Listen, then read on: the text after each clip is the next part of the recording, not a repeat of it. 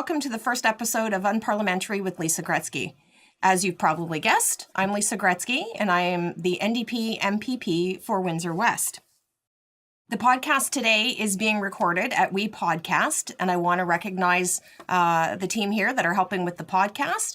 And I also want to mention that WePodcast is located in downtown Windsor in my beautiful riding of Windsor West.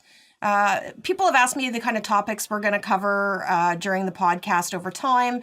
I'm going to talk about all kinds of things. So largely the topics will be about politics, provincial politics, since I am a member of provincial parliament. I'll talk about new or proposed legislation that's before the House and open for debate and comment. I'll talk about things that are going on in committees. And then I'll also share some of the questions and answers from the Liberal government that have happened in previous weeks. I'll also talk about some local issues. Some will be political, some won't be. I'll talk about questions, comments, and concerns that I've heard from residents of Windsor.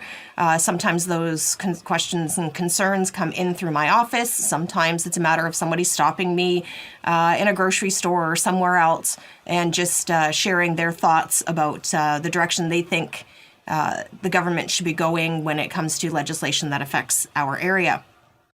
Sometimes I'll even have a guest on, so I like to change it up a little bit and keep it interesting. So sometimes I'm going to have guests on the show. Those guests may be other local politicians, or they may just be residents of Windsor and Essex County or different organizations where we have a topic that we want to discuss that we think will be important to the people of the area. So today I'm going to touch on a few different topics. I'm going to start by talking about the recent bankruptcy filing by Sears Canada and what that means not only for the people of Windsor and Essex County, but what that's going to mean for people across the province.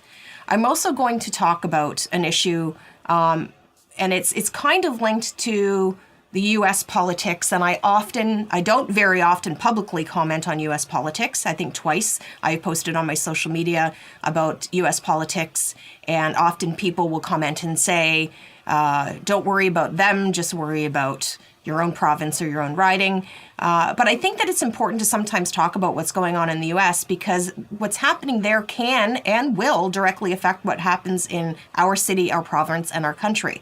So today I'm going to address the topic of Betsy DeVos. So for those of you who are not familiar with Ms. DeVos, she is President Trump's education secretary. And she recently, October 5th and October 6th, was scheduled to come to Ontario, meet with the Minister of Education, and they were going to parade her through Ontario schools. And I'm going to talk about what that means for the province of Ontario. I'll talk about the comments or the backlash from the parents of students in our education system. I'll talk about the reaction from our education workers. And then I'll also talk about what myself and my NDP colleagues have said about Ms. DeVos's visit. And then I'll also talk about the outcome. So what happened, whether she came to visit, whether she didn't come to visit, or how that played out. In the end, I'm going to wrap up by talking about some local issues, and then encouraging you to reach out to me and let me know if there's some topics that you'd like me to touch base on. Before I go on, though, I do want to mention that I can be reached or followed through social media. So I have a Twitter account, and that account is @LGretzky. I have a Facebook page that I would love for you to go on Facebook and like, and that is @Lisa Gretzky. And then I have an Instagram account that I just started less than a week ago, so I'd love for you to go on and follow me there. And the content on Instagram might be a little bit different than you'll find on my Twitter and Facebook, so I encourage you to go on and follow the Instagram, and that is Lisa Gretzky. So I said I wanted to start with Sears. Sears, back in June, filed for bankruptcy protection. So what that meant was there would be 29,000 workers across this province that would be laid off, and 59 stores would close. One of the stores that was going to close was the Sears Whole Home store here in Windsor. So that's not the store that's located in Devonshire Mall. It's at a separate location. And that was one of the stores that was scheduled to close. So yesterday, October 13th, the Ontario Supreme Court has ruled that Sears can now fully liquidate all of their assets. So what that means is they are going to close every store, every Sears Canada store, resulting in 12,000 workers who will now be laid off or essentially completely out of work. And these workers have concerns. They have concerns because they're not sure they're going to get their full pensions, so they're going to have to fight for the pensions that are rightfully theirs. They aren't sure if they're going to get severance.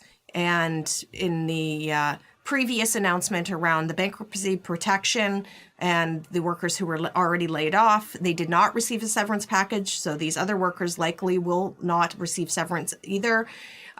There was, however, a $500,000 hardship fund set up for these workers.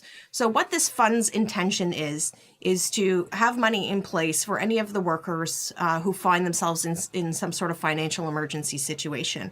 However, we're talking about 12,000 former employees who now have to share the $500,000 emergency fund, and they have to go through a process to find out if they even qualify. They may not even qualify for any of that money. And in comparison, Sears is giving their top executives $9.2 million in bonuses. And originally they had announced, when Sears had said they were filing for bankruptcy protection, originally they had announced that $9.2 million number was a retention bonus. So they were trying to keep their top employees, as they labeled them, their top employees in place as they restructured the company. So I want to put in a comparison there. We have top executives who are given a $9.2 million retention bonus now for a company that isn't going to exist past the new year.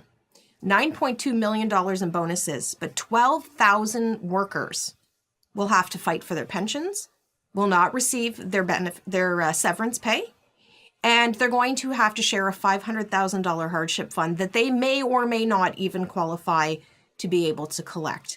I think it's also important to mention that it was about a year ago, my NDP colleague, Jennifer French, she's the MPP for Oshawa, had brought forward a motion into the legislature that was specifically addressing protecting workers and protecting their pensions. There are workers at Sears who have been there 20 or 30 years, some even more, who now are not sure they're going to get their full pension or any of their pension.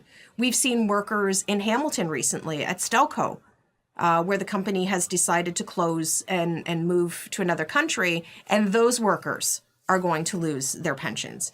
So my colleague, Jennifer French, had brought forward a motion into the legislature, Ontario legislature, calling for pension protection for every worker in this province, whether they're unionized or not. And it was supported. It was supported by the provincial Liberals. The provincial Liberals since, in a year, have done nothing to work with the federal Liberals to actually bring in legislation to fully protect workers. They have done nothing to work with the federal Liberals to push to put pension protection in place for Ontario workers or for workers across Canada. And as we see more and more companies threatening to pick up and leave our province, largely because they say because of the cost of doing business here. We've seen skyrocketing hydro rates thanks to the provincial Liberals selling off our hydro system, privatizing it. But more and more are moving to jurisdictions like Mexico. That's not the case here with Sears, but they're moving to jurisdictions like Mexico, where the workers make incredibly low wages. And it's just simply something that we can't compete with, even with our high work standards and our award-winning vehicles and such that we build here. We just can't compete with that. So what we need is the Liberal government to honor their commitment when they supported this motion, to move forward to push the provincial Liberals to work together, frankly, to provide pension protection for all people in Ontario and in Canada, and also to work on securing the jobs that we have here in our province and across the country. Part of the motion that my colleague brought forward, very important piece actually, is to make employees recognized creditors. So this is where we get into a problem, is employees are not seen as creditors. So when a company restructures, when a company files for bankruptcy protection, when a company closes, it's outside companies, those that they've got their supplies from, that are seen as creditors, and they're moved to the top of the line. They're at the head of the line. So they're the first ones that after a liquidation will get money towards what is owed. Workers are put at the bottom of that pile. And frankly, they're the frontline workers are the ones that made the day-to-day operations happen. The folks at Sears, those frontline workers are the people that worked on the floor. They handled the sales, they did the stock, they did the cleaning of the stores. They're the ones that would answer the phone when you called and had a question. These are the people that actually made the company run. And they are put below everybody else when it comes to collecting what is owed to them. And that, frankly, is shameful. And we need both levels of government to work together to put an end to that. That's something that should have happened, frankly, a long time ago.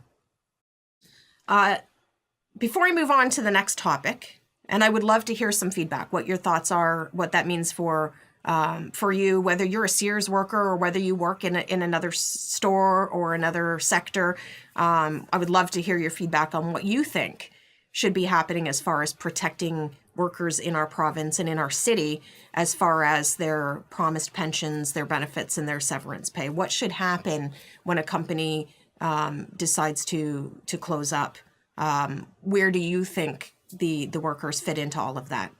Before I move on to the next topic, I want to go back and just mention my social media again, because what you're going to find on my Twitter or on my Facebook may be very different from my Instagram, may be very different than what you're going to find on my official MPP website.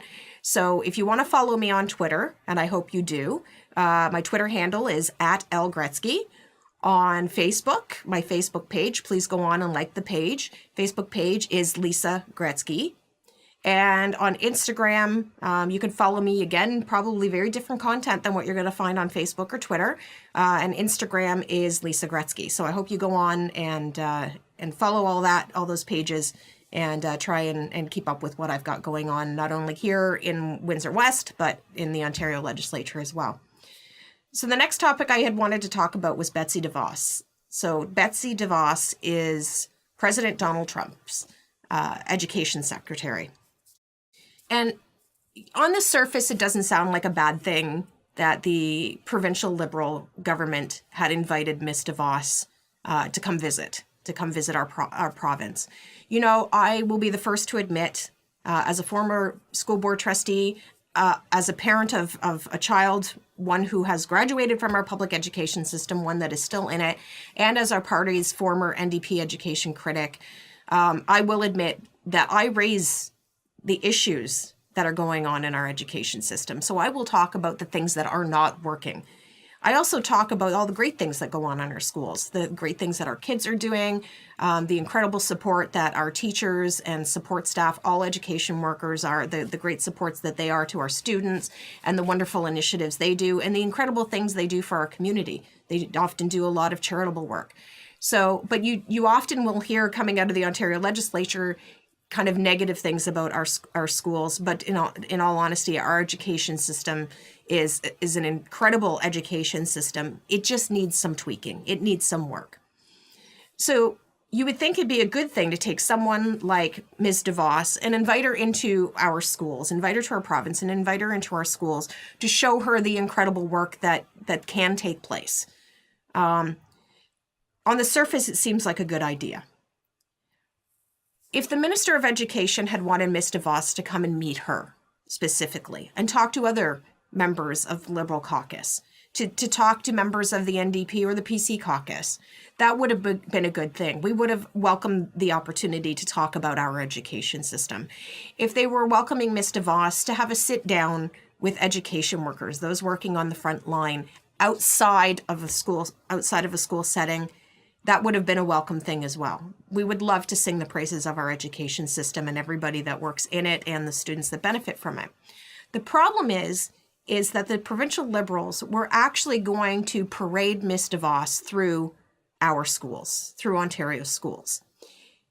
The reason there's an issue with that, the reason that there were parents who were adamant that they did not want their children exposed to Ms. DeVos, the reason that education workers had come out very publicly and said that they oppose her coming into their schools.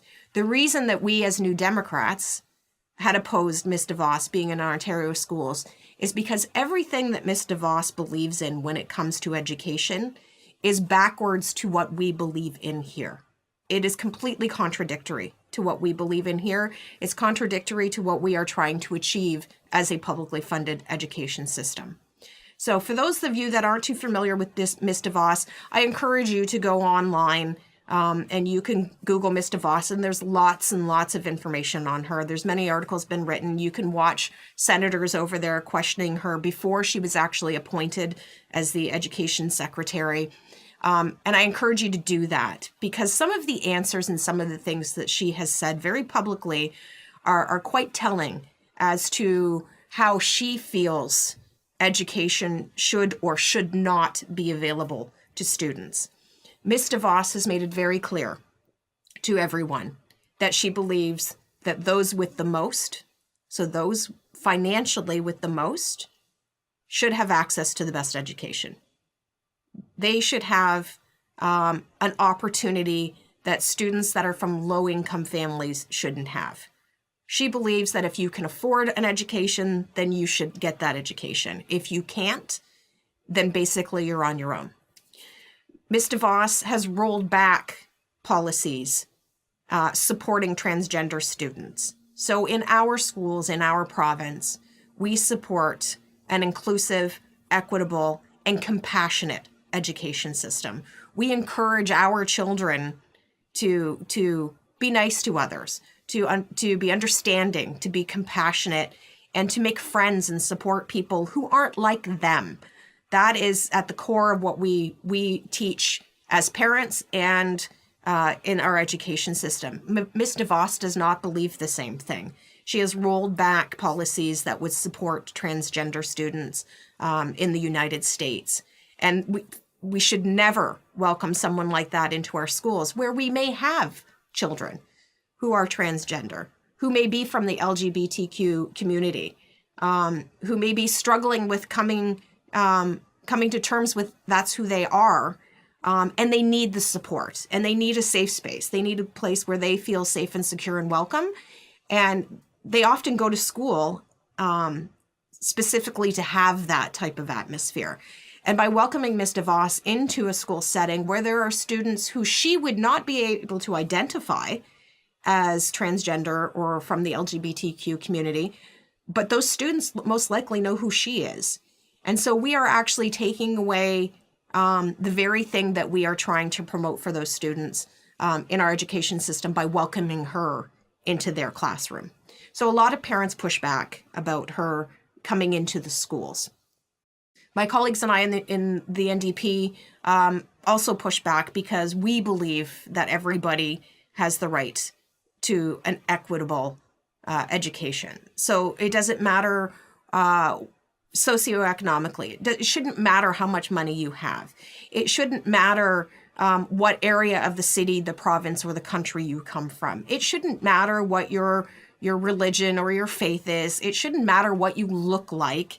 It shouldn't matter if you have a developmental disability. You should still have access to the best education that you can possibly get. Everybody should have that level playing field, the level starting point.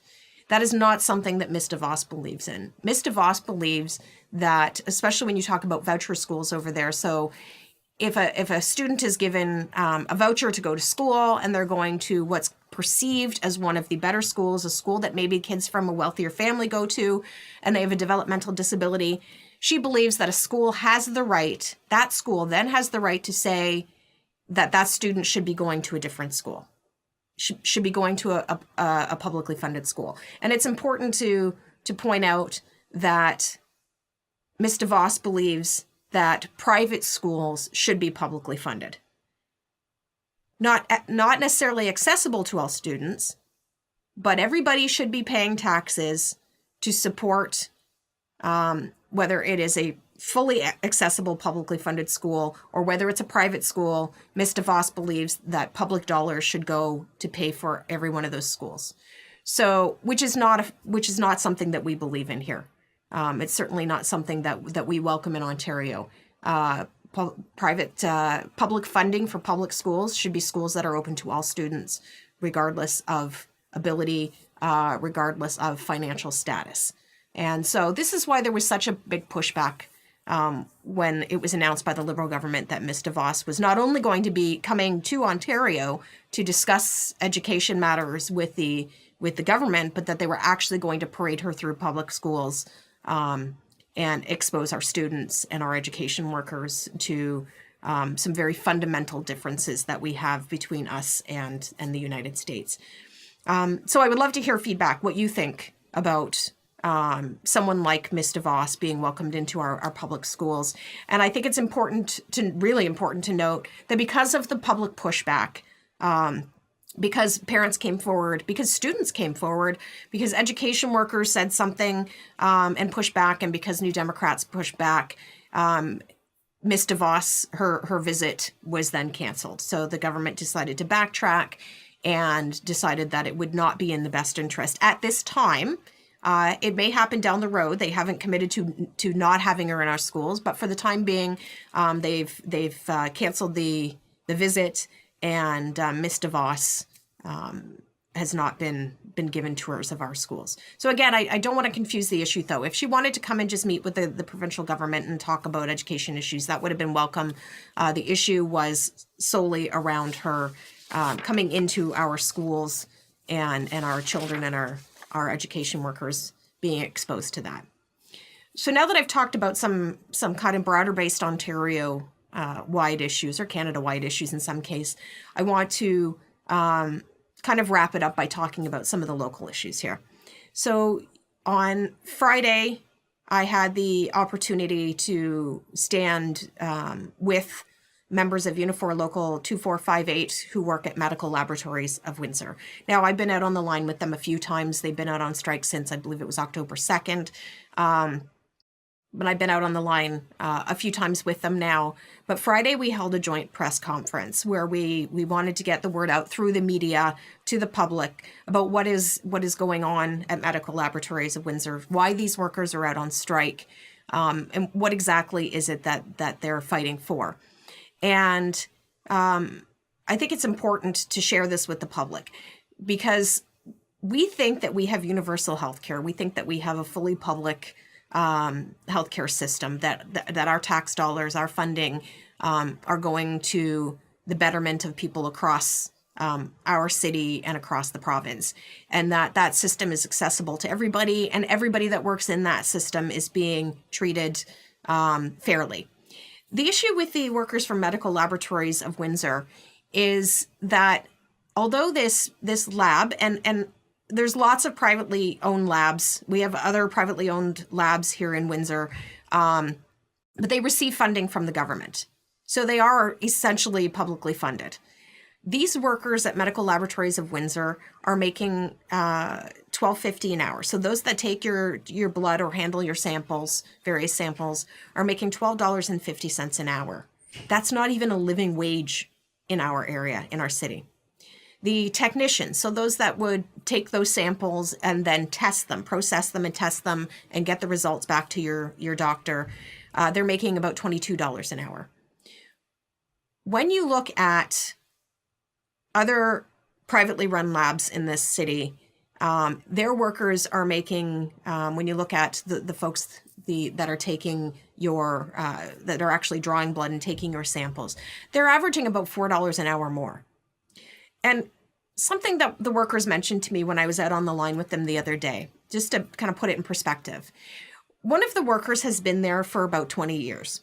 And when she started there, same family, but it was a different owner then. It was the father at the time. When she started there about 20 years ago, she was making $14 an hour, which, think about that. 20 years ago, $14 an hour was a decent wage. It was a good wage. Workers now, in 2017, start at $12.50 an hour, and they have to work for 5 years before they make it to $13.50. Instead of us moving forward when it comes to wages and keeping up with the rate of inflation, the cost of living, making sure that workers have a decent living wage, in this particular case, they've actually rolled back wages. And what we need is for workers to not only be respected in the workplace, which is, goes back to the topic of Sears and protection for pensions and benefits, but we need these workers these are the frontline workers. So these are the people that are going to greet you when you come in. When you go in there and you're not feeling well, they're the ones that are going to try and make you feel better while they're taking your samples or testing your samples. They're the ones that are trying to get the results to your doctor as quickly as possible so that the doctor can get you whatever treatment that you need in order to feel better. These are the people who deal with people with illness day in and day out, who often get sick themselves because they're exposed to it on a regular basis, who still come in and do the best that they can to provide a quality service. Many of the people on the line are single mothers who are already struggling to make ends meet. They're barely making enough to keep food on the table or a roof over their heads.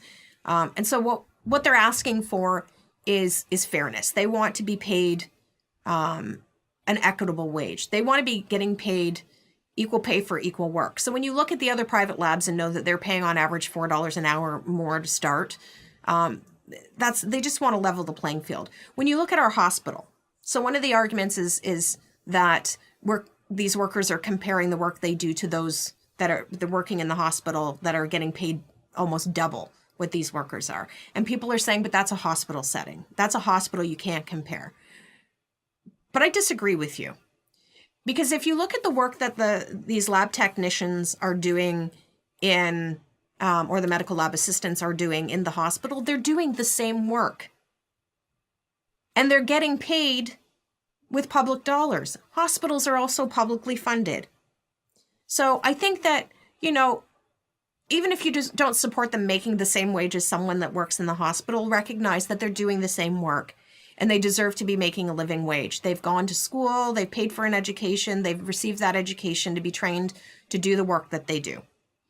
And for that alone, they deserve to be making a fair wage, one that is comparable to those of their colleagues working at other labs and in other areas of that particular sector.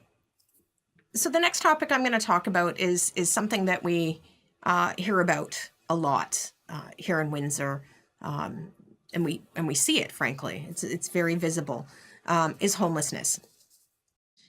Now, within the last month or so, the provincial Liberals have announced $200 million to tackle homelessness in Ontario. On the surface, $200 million seems like a really big number, and it is. For most of us, $200 million is a really big number. But when you're talking about the number of homeless people in the province of Ontario, $200 million is just a starting point. There needs to be more investment to not only deal with people that are or assist people that are living on the street, those that are actually experiencing homelessness. We have to invest in those who are maybe not living on the street or in shelters, but are what we refer to as couch surfing. Many of the youth do that, so they go from one friend's house to another, sleeping on the couch, but they don't actually have a residence of their own.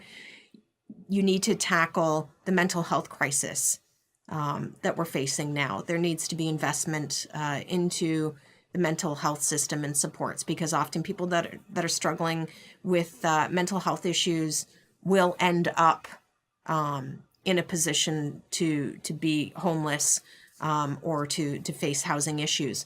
You need to look at supporting those who have addictions, because often people who have addictions at some point down the road will find themselves in a precarious position when it comes to housing. And sometimes it's a cycle. So you may find someone who has, through no fault of their own really, come under some hard times, has now lost their home, has ended up homeless, will go out to our community organizations, get some support, get a place to stay, get counseling that they need, and get that help. And they just start to feel better. Maybe they have mental health issues and they're just starting to kind of feel better and get their life back into order. and they found housing and they think they're going to be in a stable position, and then they relapse. Something happens and their mental state takes a backward slide again, or perhaps they have an addiction issue that now comes back to light, and they start this cycle all over again. So $200 million to tackle, as they put it, tackle homelessness, really is a drop in the bucket when you look at the big picture. Of that $200 million that the government is putting out for homelessness initiatives, Windsor got none of it. Not a dime. Now, we have the Women's Welcome Center shelter for families who actually put a bid in, or not a bid, but a proposal in. They were asking for support from the provincial government because currently their facility is over capacity, which in itself is a sad statement. So if you're not familiar with this particular shelter, they provide direct support and transitional housing to women that have experienced and are fleeing domestic violence, and many of these women are bringing their children with them. So it's a sad statement to know that there are so many women in our area that are struggling with domestic violence. There are many more who don't come forward for various reasons, and perhaps that's a topic for another podcast. But they're at capacity. They're to the point where they are putting mats down on the floor at night in order to provide a safe place for these women and their children to stay. And when they can't do that, when they don't have any more room, they'll rent hotel rooms for these women and their children. And that's not a secure environment. It's not the best environment for them to be in. The best place for them to be in is in a shelter where it's a secure facility, where they know that the person who has perpetrated the violence against them is not going to be able to just walk in. They know that they're secure. They know that they're going to have access to food, and they know they're going to have access to any of the supports that they need through counseling or otherwise. And so this particular shelter put forward a proposal for funding to help support them in the work that they do supporting vulnerable women and their children. The shelter is looking to expand, so they would like a new location, purchase a new property, a larger property where they would be able to provide more secure transitional housing and services to these women and their children. And they were denied the funding. And when the ministry was asked why, they said, well, it was a very good proposal, but they just weren't going to get the funding, which frankly is not a good enough answer. It's not an acceptable answer. None of us should accept that answer. When you look at our area and you look at what Statistics Canada just put out, saying that we have the highest number of children living in low-income homes. So 1 in 4 children in our area are living in low-income households. That's about 16,000 children in Windsor living in low-income housing or low-income households. These are the households that are teetering on the edge of homelessness. It could be one hydro bill away from them not being able to pay their rent or their mortgage. It could be one unexpected bill if their car breaks down and they need the vehicle to get to work, and they take it into the mechanic and they now have a bill that they have to pay, so they may not be able to afford their housing. They could be one day away from one of the parents losing their job and not being able to sustain housing. And so 16,000 children in this area are living in a low-income household. Our median income over 10 years dropped 6.4%. That's a staggering number. And yet the province of Ontario, the provincial Liberals, although we had a very good proposal for the women's shelter, decided not to invest any money in our area when it comes to homelessness initiatives. And what was really alarming to me was the response when I stood up in the Ontario legislature in the chamber and I asked the minister for poverty reduction. Well, I actually asked the premier, but she handed it to the minister responsible for poverty reduction to answer it. When I asked him why we didn't get funding, his first answer to my question was, he was throwing around some statistics that just like in general, what the government was doing for people across the province. After my second question, my supplemental, the minister got up and he started talking about all the money that they've invested in our area for the last 14 years since they've been government. And I'd be happy to elaborate on I would be happy to send you the answer, the official record of the House, to tell you exactly what he said, or there's video clip available as well. In fact, if you go onto my Facebook, at Lisa Gretzky and like the page, and I believe the video clip is up there with his response. They're talking about everything that they've done in 14 years. And when you look at what he's talking about, the amount that they've invested specifically for homelessness or for shelters like the Women's Welcome Center shelter, when you average that out over 14 years and you look at the increased need in our area, it's not something they should be patting themselves on the back for. And in fact, at the end of the minister's answer to me, the entire Liberal caucus got up and they gave him a standing ovation for his answer. They gave him a standing ovation for failing to provide money to the Women's Welcome Center shelter in order for them to be able to support women in need. They gave themselves a standing ovation. They gave themselves a standing ovation for the fact that 1 in 4 children in our city are living in low-income homes and could find themselves homeless. They gave themselves a standing ovation for the fact that 16,000 children in our city are basically living in poverty. They gave themselves a standing ovation for not giving those children and those families support. So I encourage you to share your thoughts on that. As you know, I will continue to advocate on behalf of everybody in my riding and in all of Windsor and Essex County, as do my colleagues Percy Hatfield, the MPP for Windsor-Tecumseh, and Tras Natashak, the MPP for Essex. But I'd like to hear what your thoughts are on the fact that the government, the Liberal government, provincial Liberal government, is applauding themselves for their deplorable record on supporting those that really need it the most. And I think that's where I'm going to wrap up for today. We can continue on that discussion for the next podcast. I would love to hear from folks and find out kind of some topics down the road that you'd like to hear about. If you have any questions or concerns, let me know, and I'll try to address those.